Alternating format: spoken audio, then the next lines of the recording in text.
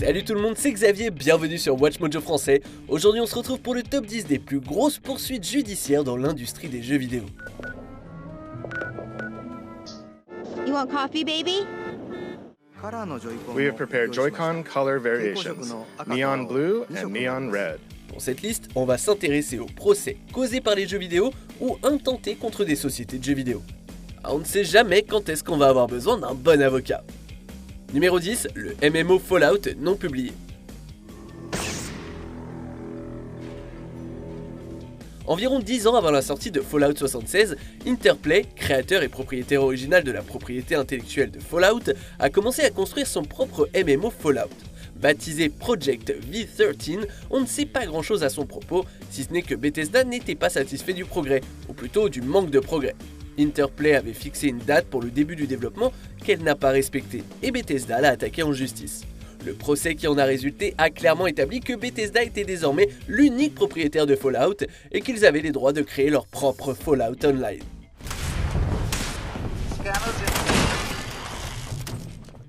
Numéro 9, Donkey Kong. En 1981, Donkey Kong faisait sa première apparition dans un jeu vidéo.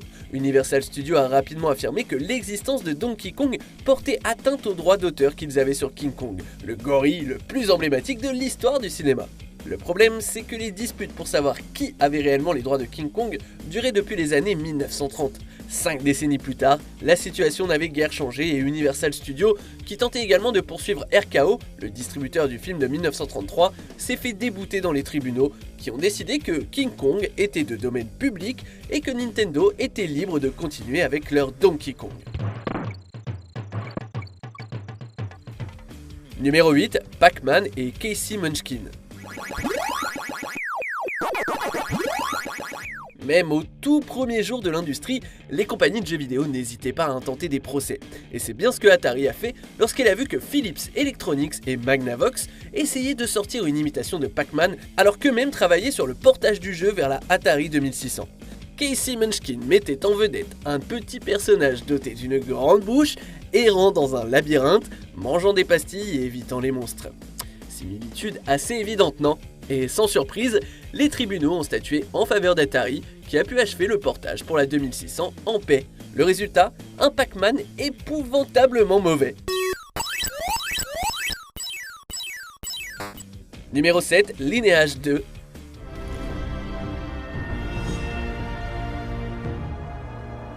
En 2010, le développeur de jeux sud-coréen NCSoft s'est retrouvé face à un procès intenté par un joueur de Lineage 2 parce que le jeu était trop addictif.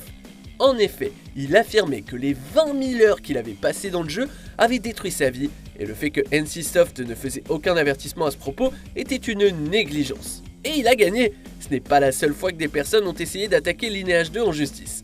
En 2013, une femme de 64 ans a poursuivi la société parce qu'en essayant d'enchanter une épée incroyablement rare, valant 23 000 vrais euros, l'épée s'est brisée. La dame a déclaré que NCSoft était responsable parce qu'elle l'avait fait par accident, ce que les avocats ont démontré être un mensonge.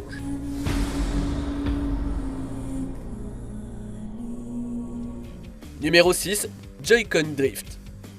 So intuitive controls using movement or tilt are possible. Bien que la Switch ait été une console au succès fulgurant, un problème a tourmenté Nintendo depuis sa sortie, le Joy-Con Drift, ou la dérive des contrôleurs. Après un certain nombre d'utilisations, les Joy-Con de la Switch améliorée, de la Switch Lite et des manettes Pro commencent à dériver, ce qui signifie que les contrôleurs n'enregistrent plus correctement vos mouvements et les commandes ne fonctionnent tout simplement plus. De nombreux procès ont été intentés contre Nintendo pour ne pas avoir corrigé le problème et même pour l'avoir nié à plusieurs reprises. Ces poursuites sont toujours en cours, il n'est donc pas certain qu'elles aboutissent. It invites everyone to a new world of entertainment. Numéro 5, World of Warcraft. Go forth to victory. Un serveur privé particulièrement notoire de World of Warcraft a attiré l'attention de Blizzard qui, en 2009, a intenté un procès à son propriétaire. Mais Alison Reeves, la personne derrière le serveur Scape Gaming, qui permettait aux gens de jouer à WoW sans interférence de Blizzard, n'a apparemment pas été trop intimidée.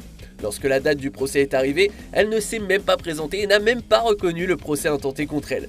Peut-être savait-elle qu'elle n'aurait aucune chance contre Blizzard de toute façon. La compagnie a obtenu un jugement par défaut et Reeves a été condamné à payer des dommages et intérêts d'un montant de 75 millions d'euros. Numéro 4, Pong.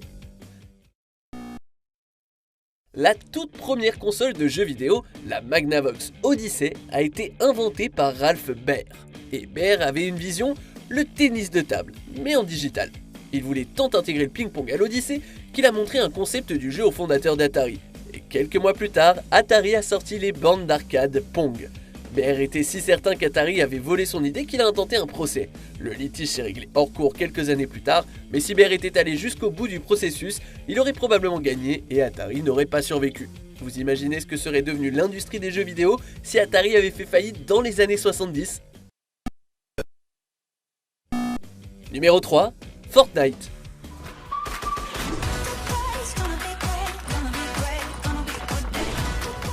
Epic Games, les créateurs de Fortnite, n'étaient pas très heureux d'avoir à payer 30% à Apple sur les microtransactions offertes dans le jeu. Ils ont donc mis en place un moyen d'acheter des V-Bucks directement auprès d'eux, contournant complètement l'App Store et Google Play. En représailles, Apple et Google ont tous deux retiré Fortnite de leur plateforme. Epic a lancé une poursuite contre Apple pour protester, et Microsoft est également entré dans la bataille en supportant Epic contre Apple. En septembre 2020, un juge a statué en faveur d'Apple, disant qu'il n'était pas obligé de réintégrer Fortnite sur le App Store.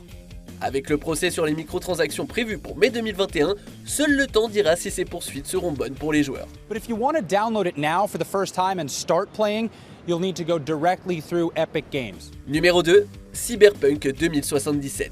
Got another blackout in Santo Domingo. Netrunners are at it again, poking holes in the power grid. CD Projekt Red, autrefois un des développeurs les plus loués de l'industrie, fait maintenant l'objet de multiples poursuites. D'abord, de la part des investisseurs et des actionnaires de la compagnie, déçus par la chute des actions à la sortie de Cyberpunk. Et aussi de la part des consommateurs, qui veulent que CD Projekt Red soit tenu responsable de la publicité mensongère qui a été faite en affirmant que le jeu allait être optimisé pour la PS4 et la Xbox One S. Le fait que les remboursements soient effectués sans poser de questions et que le jeu ait été retiré du PS Store en dit long sur les piètres performances du jeu sur les anciennes consoles qui font toutefois tourner d'autres jeux intenses, comme Red Dead Redemption 2 par exemple, et sans problème. Avant de dévoiler notre numéro 1, voici quelques mentions déshonorables. The Simpsons Road Rage, selon Sega, ce jeu était beaucoup trop similaire à Crazy Taxi. Grand Theft Auto San Andreas, Rockstar a eu des ennuis quand un modeur a publié le mini-jeu inapproprié Hot Coffee. You want coffee, baby? New Super Mario Bros. Wii, James Burt condamné à une amende de 1,3 million de dollars pour avoir téléchargé une copie de ce jeu. Jeu NES sans licence, Atari a été poursuivi par Nintendo pour avoir essayé de sortir des jeux non autorisés dans les années 90. C'est bon, personne va vous poursuivre si vous ne vous abonnez pas à notre chaîne, mais ça nous motiverait de continuer à vous offrir d'excellentes et de nombreuses vidéos. Et si vous activez la cloche, vous n'en raterez aucune. Numéro 1, Too Human. We of the World Tree shall not interfere. The way is open. Outre Fortnite, Epic Games est également le créateur du moteur Unreal, l'un des moteurs de jeu les plus utilisés dans l'industrie. Pour y avoir accès, il faut payer une licence. Le studio Silicon Knights a eu de la difficulté à obtenir la licence du moteur pour réaliser Too Human. Ils ont donc décidé de créer leur propre moteur de jeu.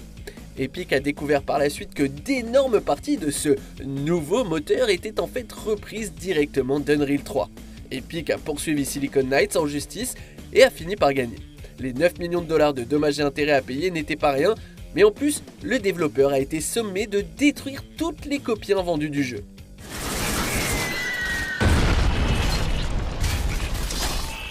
Que pensez-vous de notre sélection ? Dites-le moi en commentaire et checkez cette autre super vidéo de WatchMojo français.